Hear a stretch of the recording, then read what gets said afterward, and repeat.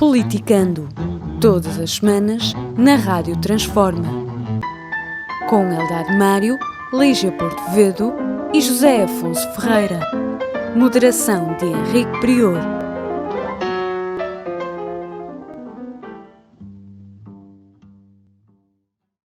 Sejam bem-vindos a mais um Politicando na radiotransforma.net, no YouTube, no Facebook e noutras redes sociais. É um Politicando diferente daqueles que têm havido, porque estamos em pandemia, por cautela, fazemos por Zoom este Politicando, mas certamente que não irá ser menos interessante do que os Politicando anteriores. Peço-lhes repetidamente para subscreverem o canal da radiotransforma.net no YouTube, para partilharem o Politicando, para colocarem gostos, a fim de que ele atinja os seus objetivos de discussão e reflexão. Começamos, como habitualmente, pela vida política portuguesa, e começamos por dois temas que estão intimamente ligados, se calhar relacionados, porque isto é um pouco um sistema de vasos comunicantes. O orçamento para a cultura e o novo banco. Parece que o novo banco está a retirar ao orçamento para a cultura algum dinheiro. O orçamento para a cultura tem sido sistematicamente adiado o objetivo de 1% do orçamento. Este ano, em pouco ultrapassa o 0,5%, e era importante fazer-se uma reflexão sobre o tema. Eu pedia ao José Afonso para fazer essa reflexão. O que é que tem a dizer sobre este sistema de vasos comunicantes, orçamento da cultura particularmente, que é o que neste momento nos interessa. No programa passado já falámos do orçamento em geral, orçamento da cultura e novo banco. Muito boa tarde, muito boa tarde, Henrique, boa tarde, Lígia e Mário. Antes de mais, uma grande saudação, já de saudade, porque é diferente de fazer o programa aqui, de fazermos fisicamente próximos.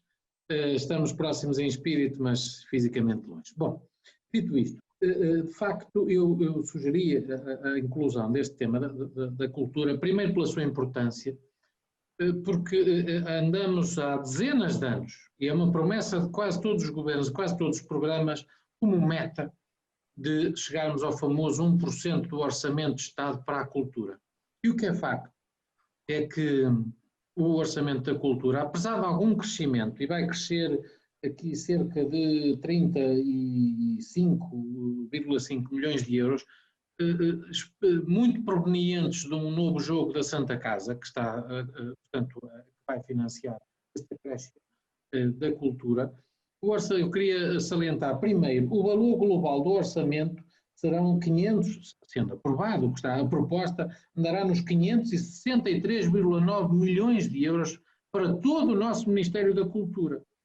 Mas se nós pensarmos que só para a RTP e a RDP no próximo ano estão previstos 250,8 milhões de euros. Ou seja, cerca de metade do orçamento é consumido logo pela RTP e pela RDP, pela rádio e pelas televisões públicas.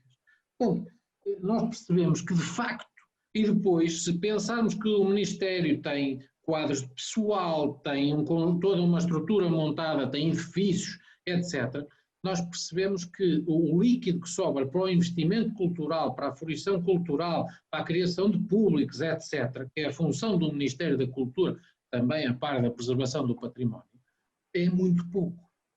Essa era a primeira nota que eu queria dar. E nós podemos dar as voltas que quisermos, mas não existe praticamente país nenhum do mundo desenvolvido que não tenha altos investimentos em cultura. Ou há de ser por algum motivo que os países mais desenvolvidos economicamente são aqueles que mais investem em cultura e que são os países mais, com mais hábitos culturais.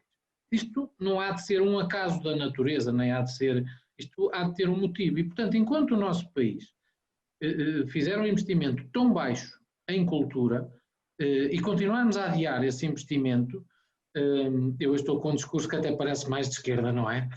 Mas é verdade, mas é verdade. A cultura, eu também quero dizer-vos uma coisa, a esquerda inteligentemente tem-se apropriado do discurso cultural, mas a cultura não é de esquerda nem é de direita, a cultura é de todos.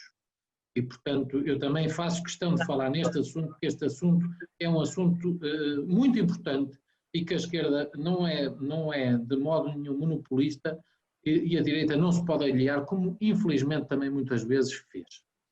E, portanto, o que eu queria salientar, basicamente, um investimento reduzidíssimo, vai haver de facto um acréscimo, um esforço que se está a fazer e até de um modo inteligente. A Ministra da Cultura, que eu já procurei criticar aqui, na altura não houve tempo, tem sido uma ministra muito titubeante e com algumas intervenções infelizes, espero que emenda a mão. O setor atravessa uma crise gravíssima, também quero aproveitar para, neste espaço, salientar o drama que milhares de famílias e milhares de produtores, de milhares de trabalhadores do setor cultural e adjacentes passam neste momento. É de facto é de facto outro dado que me pareceu importante, portanto fica aqui a mensagem que o orçamento líquido para a cultura, se descontarmos RTP, RDP, também anda nos 200, pouco mais de 250 milhões de euros. É de facto bastante pouco. E mais uma nota e as despesas com o pessoal, quais são? Tens aí... Não tenho. Um outro dado interessante que pega com aquilo que eu estava a dizer. De baixo para cima é o terceiro menor ministério em termos de dotação orçamental. O Ministério do Mar, um país com tanto mar, tem 127 milhões de euros para o Ministério do Mar. Afonso, mas ainda bem que é um ministério, porque quando o governo é de direita é uma Secretaria de Estado, não é? Não, ou então já tivemos aquela versão que era um ministério sem ministro, porque o ministro era completamente ausente. Não, mas agora o ministério tem um grande ministro. O Ministério do Mar, atenção, que o Ministério do Mar tem um grande ministro, que era uma pessoa... Era ele que ditava as leis no Parlamento Europeu. E ele é extremamente... Meu caro... Lígia e eu estávamos a falar do Ministério da Cultura, certo? Era. A observação era sobre a Ministra da Cultura, porque o Ministério da Cultura... Eu percebi. Quando o governo é PSD ou quando o governo é CDS, não é? Ou quando é... Eu já fiz o meu ato de contrição. Eu já disse que a direita, muitas vezes, erradamente, quando teve aqui um ministro, por exemplo, uma pessoa muito estimável, mas o Dr. Pedro Rosenta era uma pessoa muito... Era um ministério sem ministro, porque era uma pessoa muito apagada, muito séria, mas muito pouco dinâmica. E tiveram Santana Lopes, do estrito para violino do Chopin. Atenção que o Santana Lopes, como secretário de Estado da Cultura, fez uma obra muito interessante. E é transversal esta opinião, mesmo há muita gente que não concorda com ele. Devo dizer, aliás, que o Santana Lopes acho que tem sido injustiçado, mas isso ficará para outro programa. Voltando ao que eu queria dizer, 127 milhões para o Ministério do Mar e 474 milhões para o Ministério dos Negócios Estrangeiros, para a representação externa. E a seguir, o terceiro menor investimento deste país, ao nível ministerial, vai para o Ministério da Cultura. E isso é diferente em relação a outros países? Meu caro, não fiz essa análise, mas podemos fazê-la para o próximo programa, fica aqui a promessa. Acho que é um tema interessantíssimo, vermos o investimento na cultura. E se calhar por aqui nós podemos tirar muitas ilações para o resto. E portanto o que eu queria dizer era salientar isto e cruzar isto com os milhões que se tem gasto de facto no novo banco. Reparem, nós estamos a falar o BPN que acabou há 13 anos, tem inscritos no Orçamento de Estado para este ano 50 milhões de euros, que ainda vai custar aos portugueses.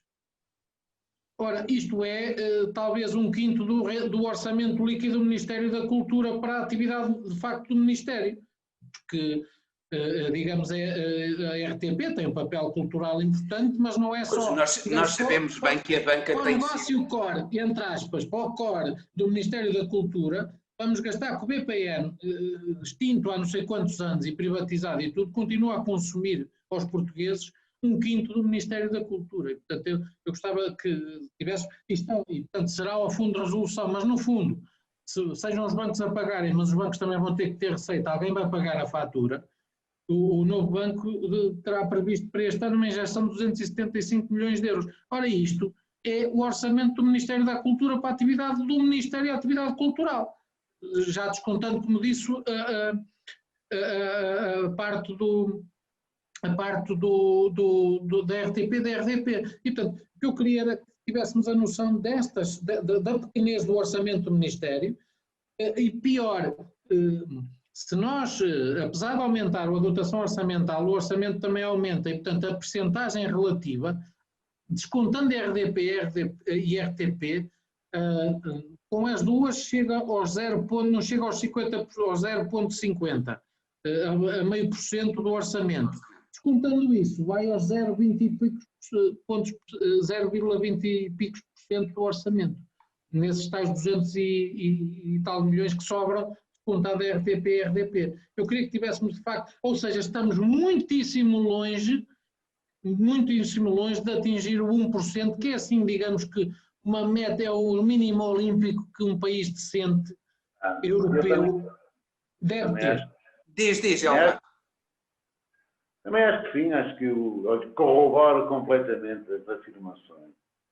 Nem todas, mas quase todas as afirmações do Afonso Dias Ferreira, porque eu não me canso de reclamar para a cultura uma dotação orçamental que seja condigna com aquilo que é necessário.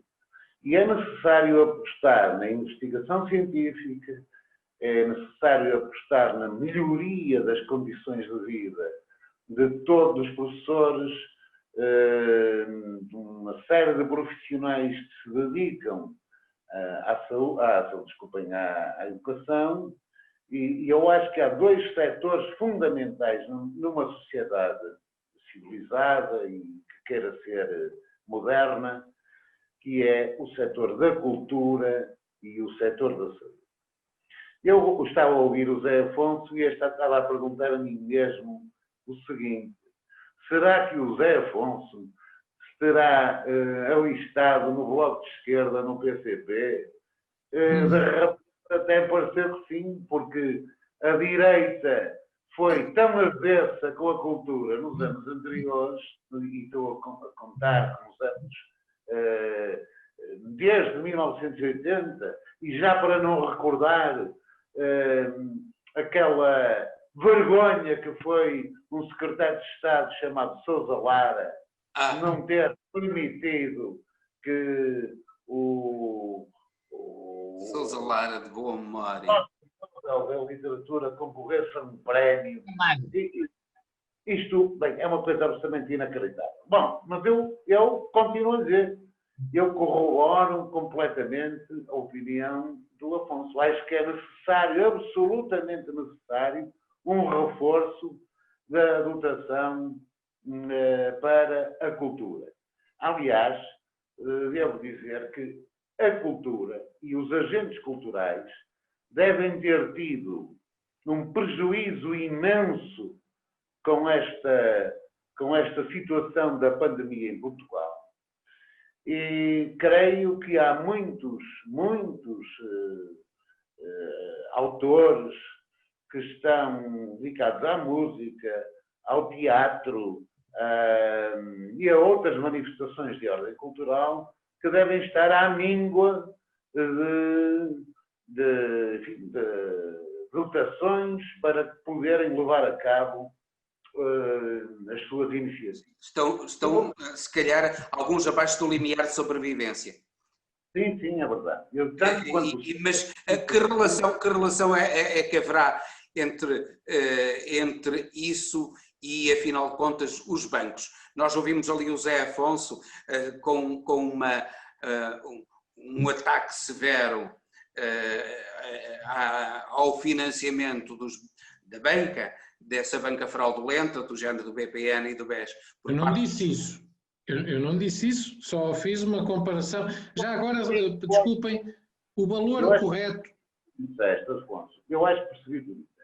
Ou seja, a questão, vamos lá ver, a questão do novo banco é uma questão da contratualização que está feita com o Fundo de Resolução.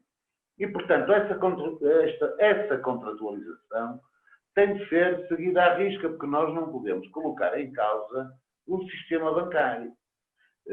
Mas, ou melhor, a fidelidade, a credibilidade do sistema bancário.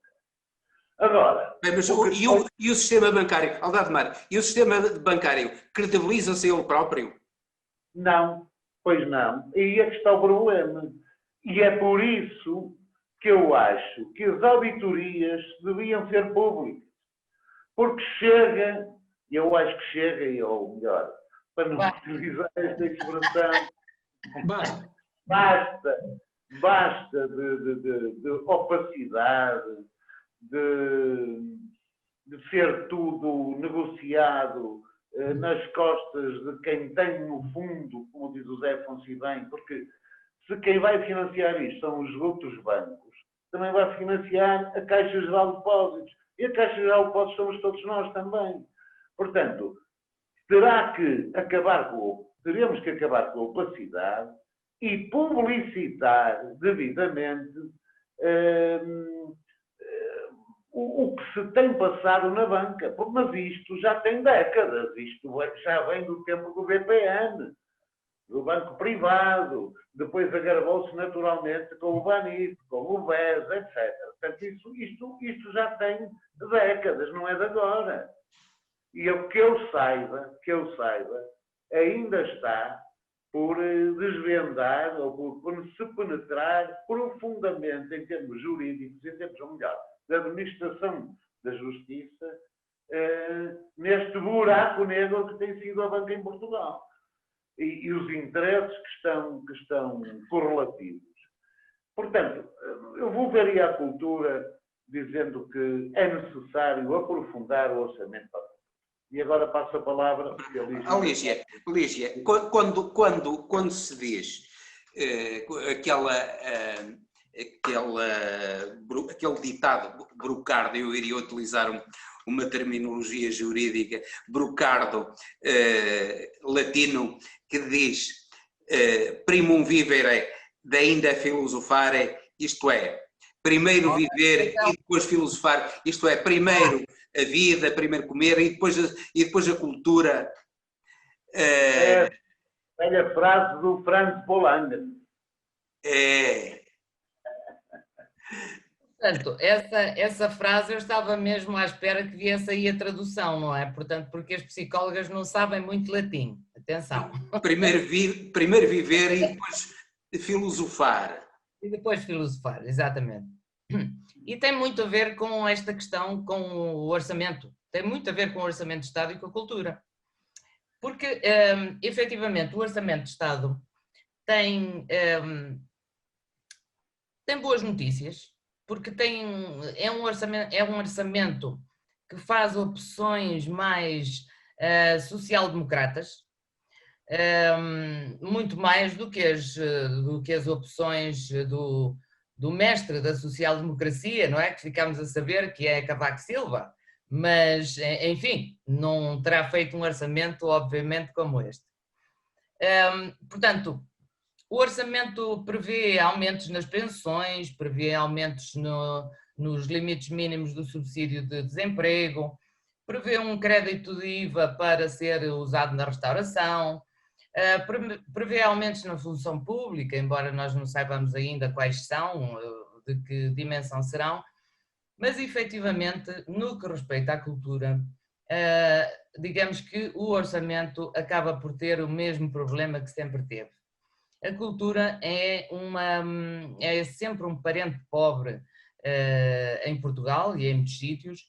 É evidente que o facto dos governos de esquerda darem mais destaque à cultura, como eu estava a dizer há bocado, até a ponto de terem um Ministério da Cultura, enquanto que os governos de direita normalmente têm apenas uma Secretaria de Estado, mas esta importância não tem sido efetivamente levada a bom porto, porque realmente, além de ter um ministro, é preciso ter um orçamento condigno. E uma política definida. Pois também. Nos tempos que estamos a passar, eu também tenho sabido que há de facto muitas pessoas ligadas às artes, ligadas aos espetáculos principalmente, portanto, que são pessoas que viviam dos espetáculos que muito mais se faziam no verão e que este ano não foram capazes, não puderam levar isso a cabo e, portanto, ficaram meses a fio sem terem rendimentos. Os próprios rendimentos foram, portanto, os próprios subsídios para estes agentes culturais foram diminutos, difíceis vi muitas notícias sobre isso, difíceis de adquirir, porque, digamos, por esta ou por aquela razão, as pessoas parecia que nunca estavam dentro dos limites que era preciso terem para terem acesso aos subsídios. E, de facto, muita gente tem passado mal. Ainda ontem ouvi uma conversa sobre suicídios portanto, um suicídio de um músico próximo até de Braga, e, portanto, naturalmente isto há de estar relacionado com esta época que se está a viver e que para a cultura é muito penosa. Por isso, sendo o orçamento tal qual é e tendo uma fatia dedicada à cultura não muito extensa, eu penso que nos próximos tempos, nem para subsídios, nos próximos tempos os nossos agentes culturais vão passar provavelmente um mau bocado. Até porque a pandemia está a acelerar, não é? Portanto, não está a melhorar. Verifiquei com agrado que o Zé Afonso hoje parece de facto um homem de esquerda e portanto, fala da cultura como um homem de esquerda, acho muito bem. Não. Isso é muito bom. Isso é muito bom. Esperemos que quando houver um governo de direita, venhamos a ter, evidentemente, também um Ministro da Cultura e um orçamento à altura. O Ministério da Cultura preenchido por o Ministro José Afonso e este Por exemplo, exatamente. Ora bem, e vamos passar. O Rui Rio também não tenho muita expectativa, porque o Rui Rio também não é muito virado para a cultura. Atenção. Não. Foi uma desgraça na Câmara do Porto. Mas vamos então para o novo banco. Para o novo banco, o que é que acham? Vai haver dinheiro do Estado diretamente para o novo banco ou não vai haver? Ou como é que será admissível que, face às suspeitas tão graves de gestão danosa por parte dos administradores do novo banco, será admissível que, mesmo através do Fundo de Resolução, lá seja injetado dinheiro? Não devia o Estado tomar uma iniciativa de não permitir que houvesse mais dinheiro para o novo banco sem haver os resultados de uma investigação à administração que tem sido feita do novo banco? Lígia. Pois claro.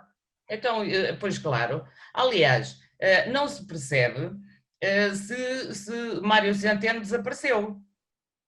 Porque desde que ele chegou, efetivamente desde que ele chegou ao Banco de Portugal, ainda até hoje, não teve uma declaração, uma única, sobre o novo banco, do qual, sejamos honestos, ele também é responsável pelo contrato que foi feito com o novo banco. Portanto, é muito estranho que isto seja assim e é muito estranho que, passados tantos meses, o Mário Centeno parece que ainda não arrumou os caixotes no gabinete. Acho estranhíssimo e parece-me que este orçamento, não tendo uma dotação para o novo banco, efetivamente, provavelmente ela terá que aparecer, porque o que dizem é que efetivamente o novo banco, que os outros bancos estão dispostos para dotar o fundo de resolução, mas até agora nunca o fizeram, não é? Portanto, até agora foi sempre o Estado a dotar o fundo de resolução, exatamente porque os outros bancos não estavam disponíveis. Estarão disponíveis agora? E quais deles é que vão estar disponíveis? Será só a Caixa Geral de Depósitos? Se for só a Caixa Geral de Depósitos, é a mesma coisa, não é? Portanto, digamos, tirar dinheiro de um bolso para meter noutro. É a mesma coisa. Eldad, achas que deveria ser permitido que, antes de concluído o inquérito parlamentar à gestão do novo banco, houvesse mais um cêntimo para aquele sorvedor do dinheiro? Pronto, eu acho que o novo banco, realmente, antes de meter um cêntimo que fosse no novo banco, teríamos de conhecer exatamente o que se passou com os negócios feitos pelo novo banco e com a sua administração. Mas também entendo, e isto gostaria de deixar claro, que isto não se esgota numa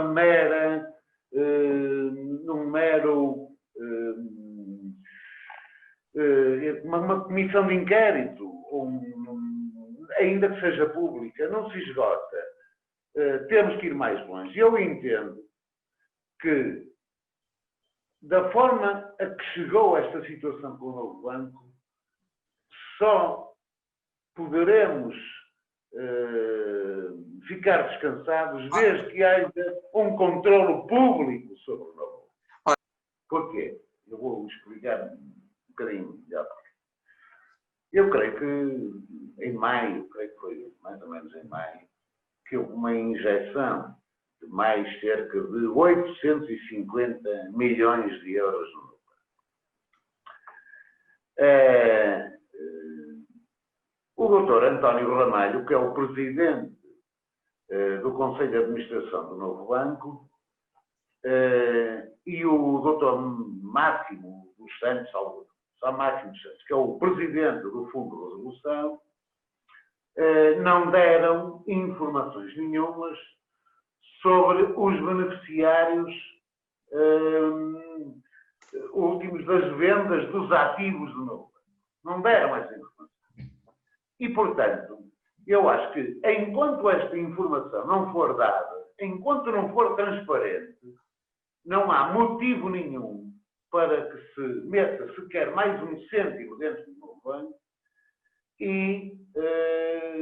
mas não me fico só por aqui, porque eu entendo que temos de ir mais além, ou seja, que o novo banco tem de ser mesmo controlado do ponto de vista público. A integração do novo banco na esfera pública, ou no controlo público, acho que é absolutamente fundamental. Sem isso, eu estou a ver, portanto, há negócios, estou aqui a olhar, há negócios que são, por exemplo, o da seguradora GNB Vida, representam perdas de 380 milhões de euros. E os imóveis vendidos a uma fração do valor que estavam registados no balanço do novo banco. Quer dizer, estas coisas têm que ser clarificadas, sob pena de estarmos permanentemente com esta nuvem em cima da cabeça que não se sabe onde é que mais acaba. E eu acho que, sendo o Fundo de Resolução também integrado na Caixa de Depósitos, isto também toca a todos, é impossível, ou moralmente impossível, que não seja de exigir a transparência. Zé Afonso, sim. concordas com o que disse o Mário? Ou eu entendo que a Lone Star, há suspeitas de que a Lone Star seja última beneficiária, particularmente da venda dos imóveis. Um imóvel em Lisboa vendido por 3.000 euros é algo de absolutamente extraordinário, não é? Esse eu também compro.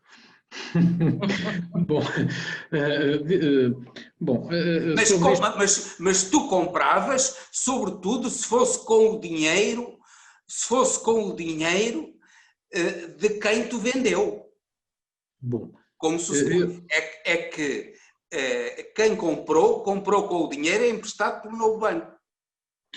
Eu gostava de pegar naquilo que disse o Mário, dos 850 milhões, eu há bocado dei números pouco precisos, entretanto estive aqui a rever os meus apontamentos, o orçamento líquido para a cultura são 313 milhões de euros, 0,21% do orçamento de Estado.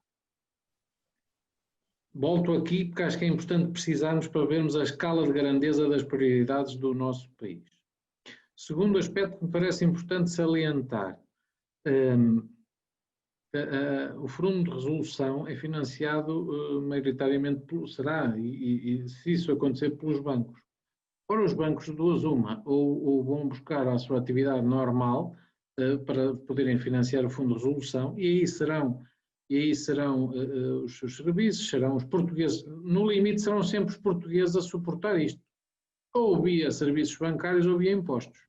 Não vejo muita... Quem paga a fatura são sempre os mesmos. São os portugueses. Vamos lá. Desculpa lá, então. Eu às vezes, é raro, mas... Vamos lá ver. A posição do governo PSD-CDS relativamente à resolução a resolução é um processo absolutamente fraudulento. Disse aos portugueses o quê?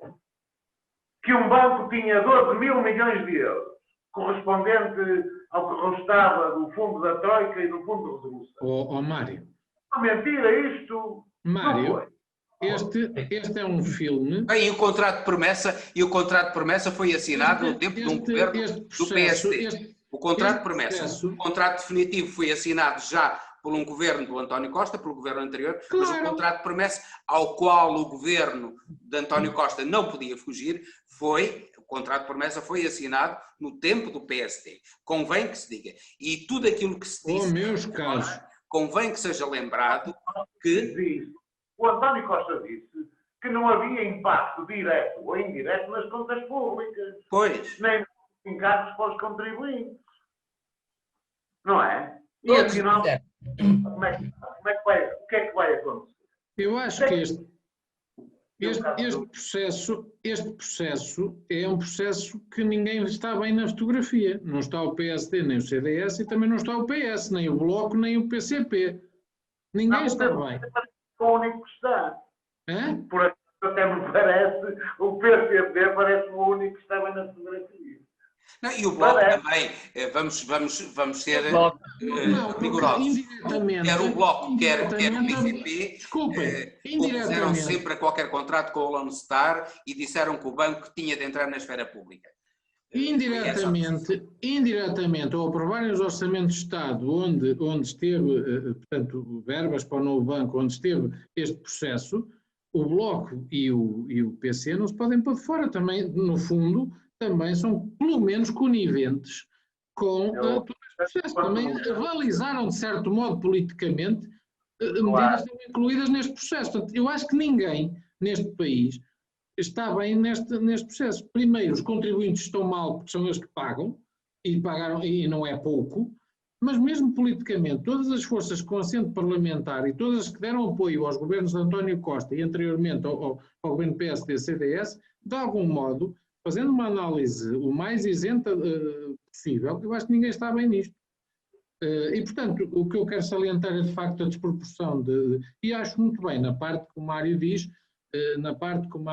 de que se deve apurar tudo e nem mais um cêntimo enquanto não for apurado tudo e que se apure realmente da real necessidade. Agora, há de facto contratos... Afonso. Lígia, isto também, este caso do novo banco, desculpa, já agora, Lígia, na tua opinião, este caso do novo banco, assim como Mas deixa-me terminar. É um caso de polícia. É um caso de polícia, é um caso de polícia. E, efetivamente, o que o José Afonso está a dizer é que tanto o Bloco como o PCP têm responsabilidades nisto, porque assinaram o orçamento. Sim, mas isso muitíssimo indiretas, José Afonso. Vamos lá ver. Bloco e PCP tiveram que aceitar algumas das contrapartidas, digamos, que o PS, perdão, que o PS exigia. Obviamente que eles sempre estiveram contra isso. Aliás, eles sempre disseram. Portanto, aqui quem está mal, muito mal na fotografia é PSD, CDS. É o PS. Que está há mais anos. Opa, essa do mais anos não é verdade.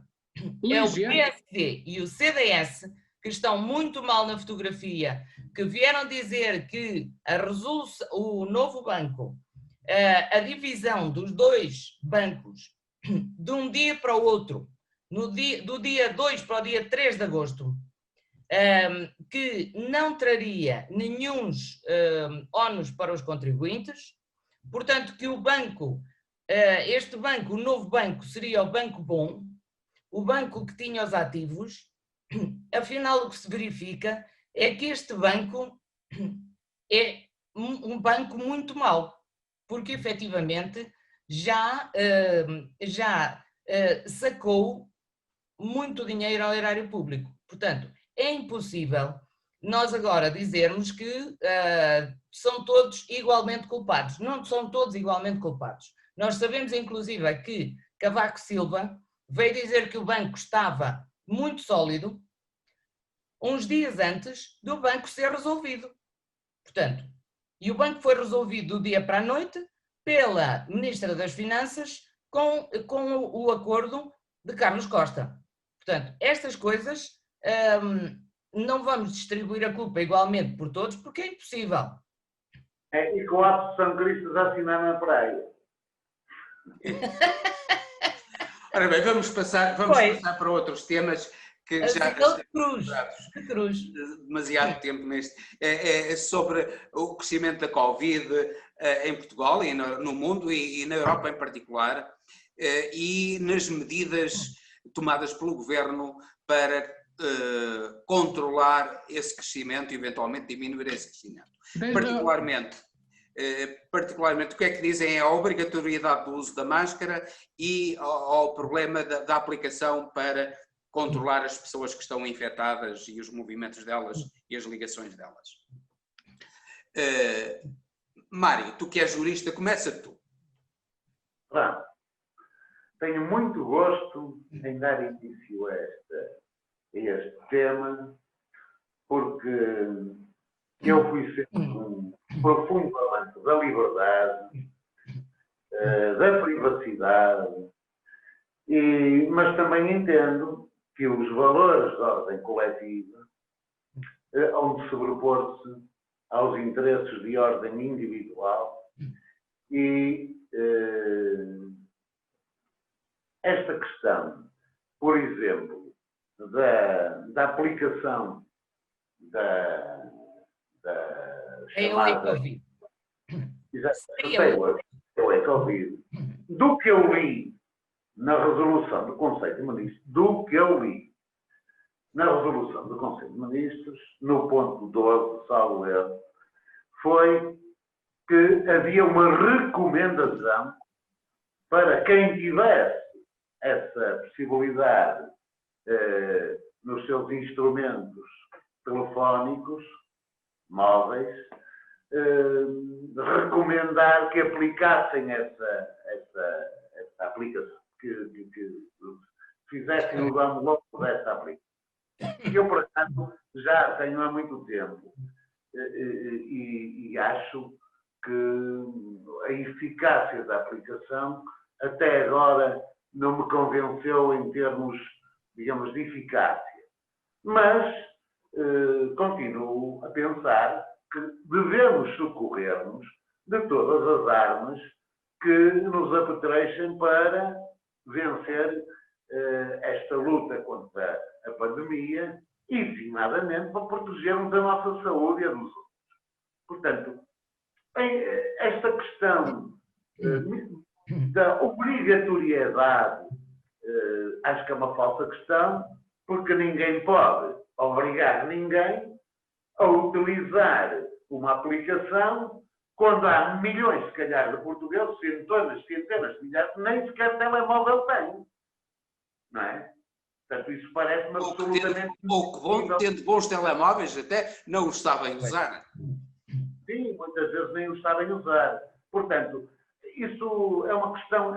Isso, para mim, é uma falsa questão. Quer dizer, aliás, eu vou ser até um bocadinho irónico, porque eu acho graça muitos dos maiores críticos relativamente a uma eventual obrigatoriedade de utilização desta aplicação são pessoas que usam o Facebook, que usam o Uber, que usam, enfim, aplicações para comprar pizzas para casa. Quer dizer, no fundo, quando se está a falar de privacidade e de invasão dos dados pessoais e tal, em que ficamos? Quem usa o Facebook e o Twitter e a Pizza Hut passa a publicidade e os Ubers, está sujeito a quê? Bom, eu acho que isso, sinceramente, acho que isso é uma falsa questão e, portanto, a mim, sinceramente, eu não me vejo nada perturbado na minha privacidade, nem na minha liberdade individual, se tiver que... Aliás, tenho instalado há muito tempo, não vejo. Vi que o professor Marcelo terá dito que, em última instância, recorrerá ao Tribunal Constitucional para saber se essa obrigatoriedade fere a lei fundamental.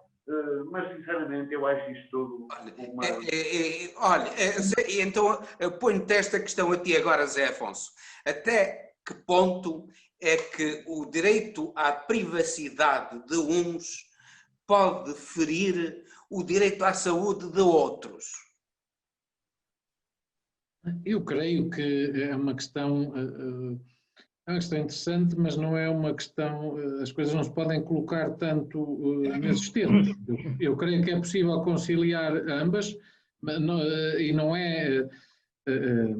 Primeiro, há países onde fizeram isto de forma mais musculada, países mais tecnológicos, nomeadamente a Coreia do Sul e alguns países que logo no início da pandemia utilizaram aplicações e não estiveram, mesmo a própria China, não estiveram com este debate, usaram e entenderam que se sobrepunha o interesse coletivo sobre a liberdade individual.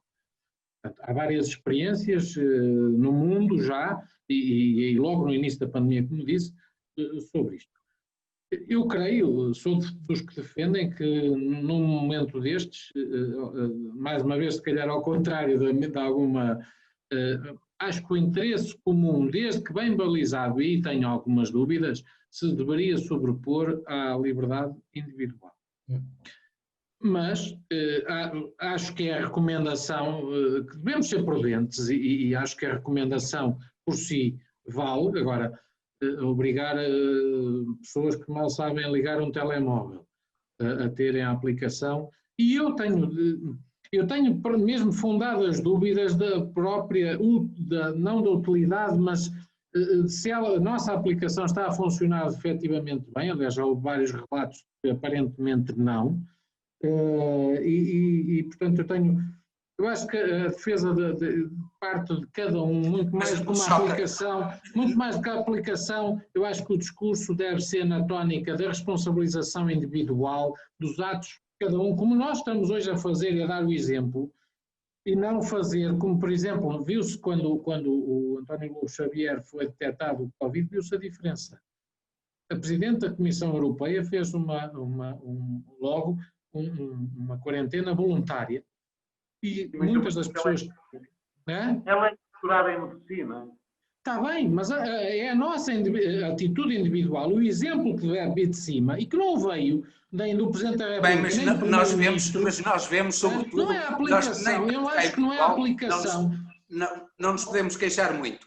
Em Espanha, em França, em Itália, o desleixo, o desrespeito pela saúde dos outros e pelos direitos dos outros têm sido muito maiores. Por favor, não me estejam sempre a interromper, já fui interrompido várias vezes, não quero ser chato.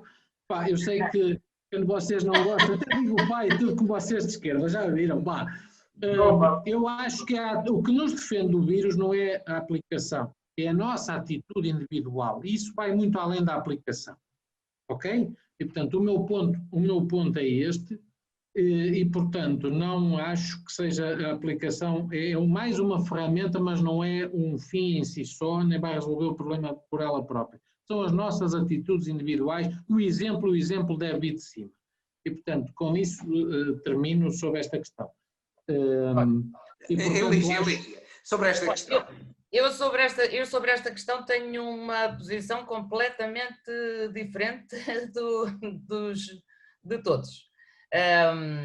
Efetivamente, eu acho que a obrigatoriedade de instalar e usar uma aplicação choca-me muitíssimo. Talvez se, digamos, estivéssemos sob uma ameaça, digamos, uma ameaça que fosse uma ameaça muito grande, não é? Portanto, estivéssemos em guerra, uma coisa dessas. Enfim, não estamos.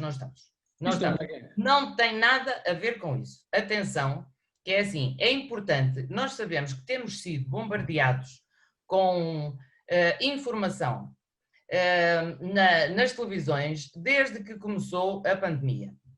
E a informação com que somos bombardeados é uma informação sempre incompleta. Portanto, a informação que nos dão são mortos e infectados. Convém que nós saibamos que parte destes infectados podem não ser infectados, porque o teste que está a ser usado, que é o PCR, dizem os entendidos que efetivamente pode detectar partes de vírus que não são reprodutíveis, mas obviamente o que conta nisto é um massacre televisivo que nós ouvimos diariamente. Penso que a própria Direção-Geral de Saúde não tem estado bem, porque, por esse motivo mesmo, é que continuar com uma comunicação diária sobre a pandemia provoca perturbação psicológica que nós não devemos descurar. Portanto, o que eu acho aqui é que, efetivamente, desde o início da pandemia, que os fatores psicológicos foram completamente descurados. As pessoas praticamente ignoram, todas as entidades praticamente ignoram como funciona o nosso cérebro, preocupando-se apenas com os pulmões. E atenção que os pulmões só funcionam com o nosso cérebro. Portanto, é fundamental que as questões psicológicas sejam também integradas na resposta à pandemia. Portanto, é óbvio que eu não estou de acordo com a questão da obrigatoriedade de se instalar uma aplicação e que essa aplicação e a obrigatoriedade de se usar essa aplicação. Não tenho essa certeza. Máscara e do uso de máscara. Quanto ao uso de máscara, desde que haja uma base científica para que se adotem medidas, eu estou de acordo com elas. Parece que os cientistas têm dito que a máscara é neste momento a melhor defesa.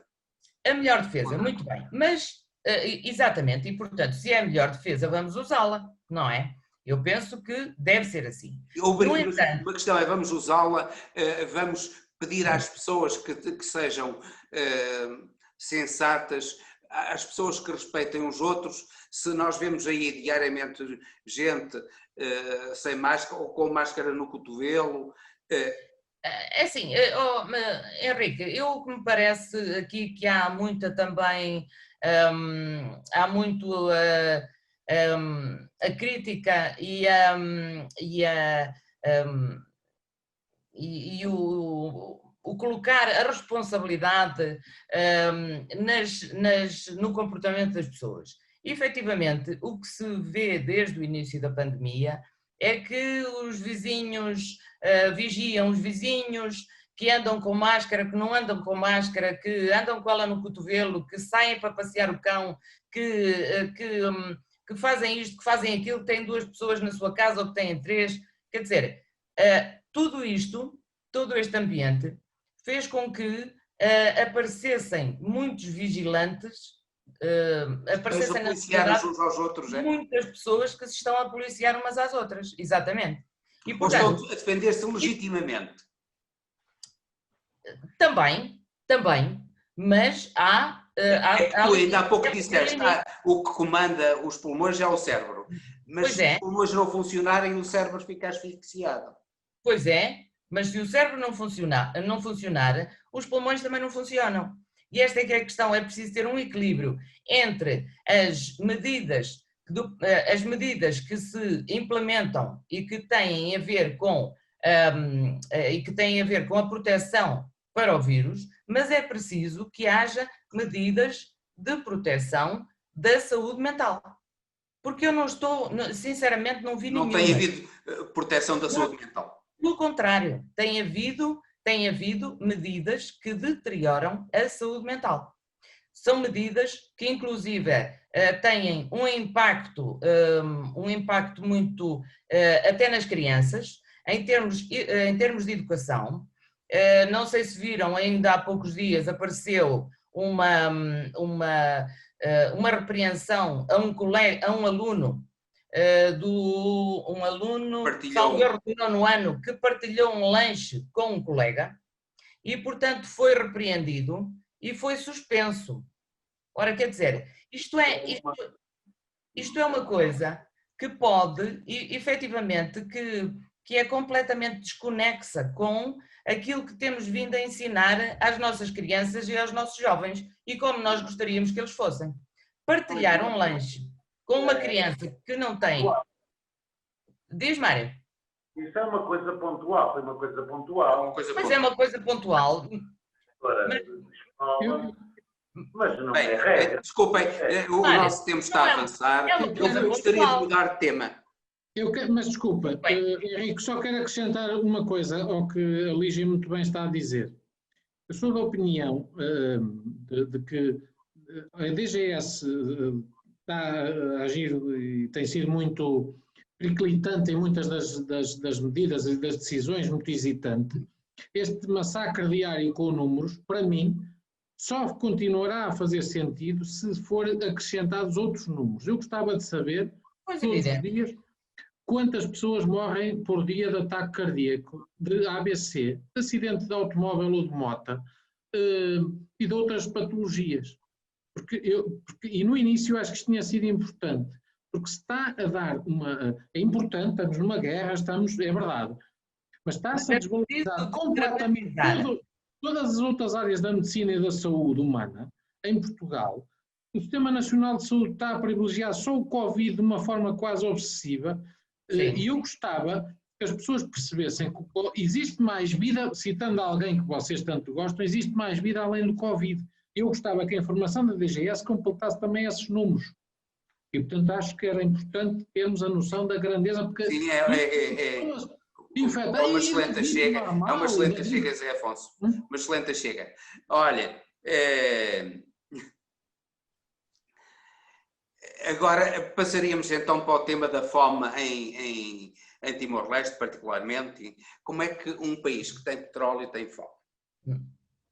Lígia, começamos por ti. É um país que Pois é um país que tem petróleo, mas é um país que não tem infraestruturas, portanto, de água, de saneamento, em que a população vive de pequenos trabalhos sem grande valor acrescentado. Portanto, digamos que é um ambiente em que, efetivamente, em termos económicos, o país não está efetivamente desenvolvido. E a culpa principal, evidentemente, não é dos pobres trabalhadores dos pobres trabalhadores que passam fome, não é? Pelos vistos, 30%, que é uma coisa completamente louca, 30% da população está subnutrida. É óbvio que é um país jovem, naturalmente, mas é um país que até hoje não conseguiu ainda criar riqueza que pudesse sustentar a população. E nem riqueza, nem infraestruturas. Portanto, na realidade, eu penso que é um país que precisa de muita ajuda e que assim não vai lá. Mário, relativamente a isto, a classe política timorense, em quem se depositava tantas esperanças, afinal de contas, falhou?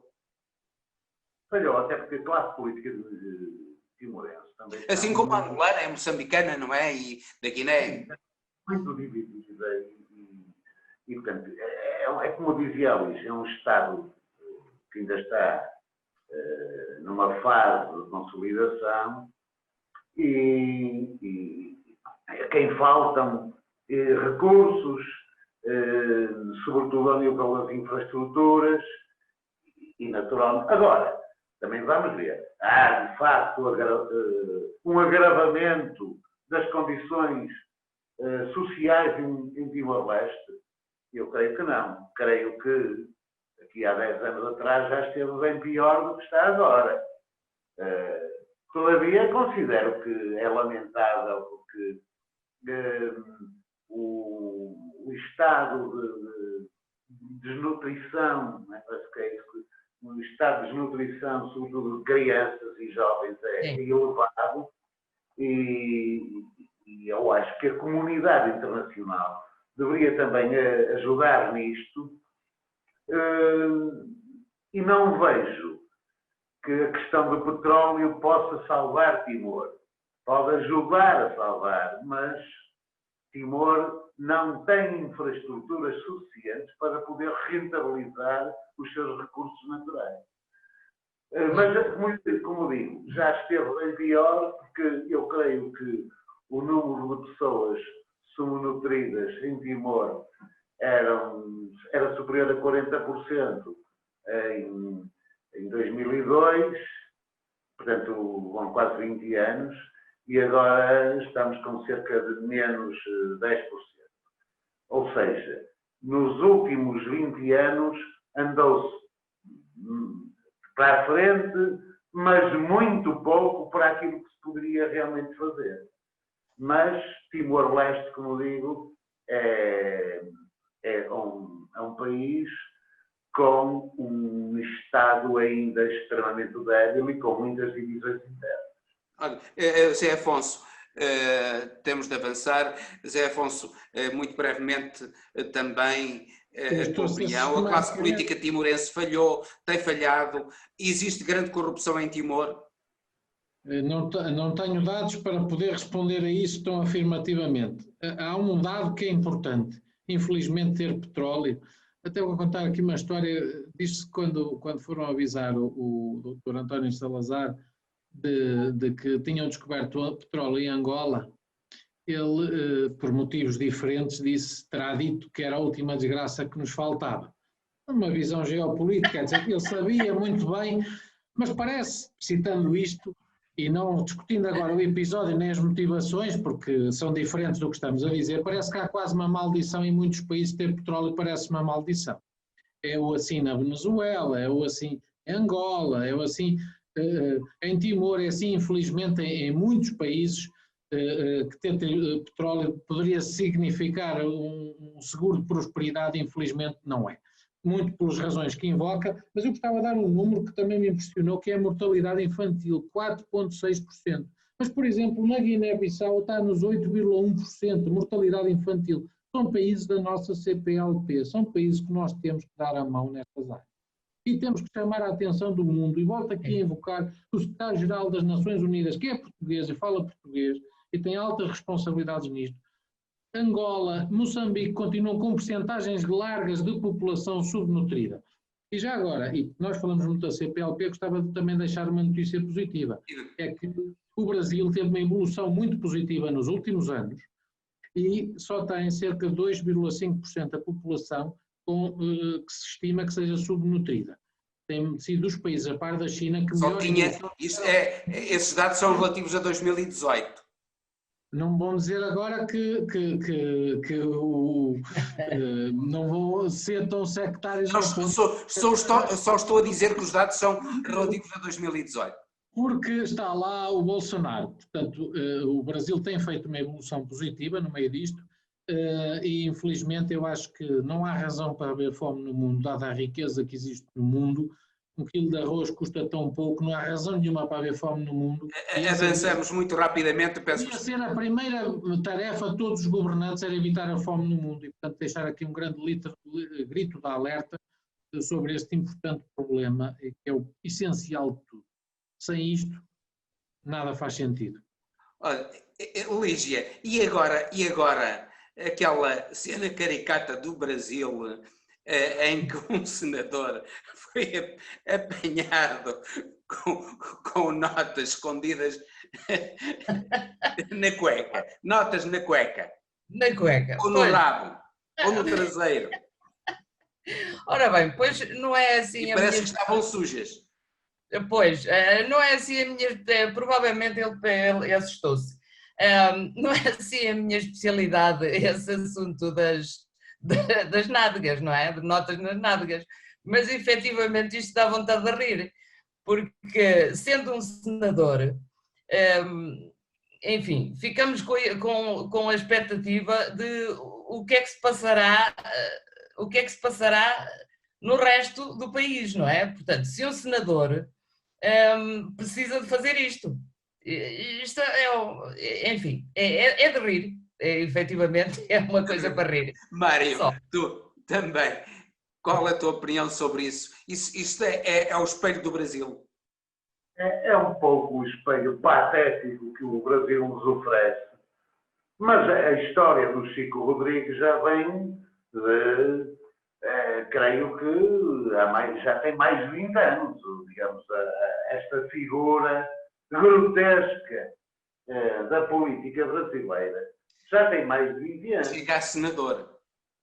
Exato. Agora, o problema é, para quem tanto criticou o PT pela corrupção generalizada e tal, quer dizer, parece que em determinada altura fez-se crer que durante a ditadura que não havia corrupção no Brasil, o que era completamente falso, e que depois do PT e do golpe de Estado constitucional dado a Dilma Rousseff e à prisão do Lula e à perseguição de que foi algo, uma perseguição miserável que foi algo por parte do Sérgio Moro, parece que o novo governo bolsonarista estaria isento da corrupção. Não, decretou o fim da corrupção. Decretou que no Brasil não havia corrupção.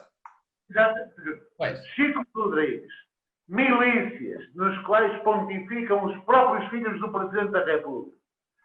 Quer dizer, tudo isto é, como diz a Lígia, é para rir. É uma fantochada e é bem o espelho, o retrato do Brasil que temos hoje em dia. Muito embora eu tivesse sido, vamos lá ver, que fique bem claro, eu também fui muito crítico relativamente à administração brasileira no tempo do PT. Vamos deixar isto claro. Também não isento o PT de tudo. Agora, o que veio a seguir é patético, catastrófico e, olha, há dias eu dizia que, de alguma forma, estava feliz por ser americano, desta tarde digo, também estou um bocado feliz por não ser brasileiro. Mas olha, 15 segundos, Zé Afonso. 15 segundos, Zé Afonso. Não podem falar tudo e não falar nada. É o que se pode dizer um caso de dinheiro sujo, ao que parece. Eu acho que o PT é mais refinado. Estes ainda estão a aprender agora, de facto, a ser corruptos. E, portanto, fazem destes episódios patéticos. Até nisto o PT é mais refinado, meu caro Mário. Tivemos a operação. Eu acho que só é um fediver, é uma opção. Acho que acabamos bem o programa, embora de um modo, se calhar, um bocadinho sujo, mas acabamos bem a falar com momentos de humor. É o espelho do Brasil atual. Só para terminar, isto não é para levar muito a sério, isto aqui é uma sugestão. Talvez a outra operação chamou-se Lava Jato. Que nome é que daríamos a esta? Eu vou-me atrever a sugerir, será Lava Rabo, Lava Traseiro? ou para sermos mais buçais, digamos assim, Lava Cu. Quem sabe. Deixou de haver Lava Jato. O Bolsonaro acabou com a Lava Jato e vai começar agora com a Lava Cu. Pronto, não, com o Henrique, tens de pôr a bolinha. É preciso pôr a bolinha. Esta é para a bolinha. Para o ar o programa. Olha, e com isto vamos terminar. É um programa longo, mas um programa interessante e no final divertido. Despedimos de todos os que nos ouvem na radiotransforma.net, no YouTube, no Facebook, no Instagram, e que partilhem o nosso programa, que coloquem gostos e que subscrevam no YouTube o canal da radiotransforma.net. É fácil, é de graça e é muito importante para nós. Então, a todos, muito obrigado por nos terem escutado e um abraço e até ao próximo Politicando.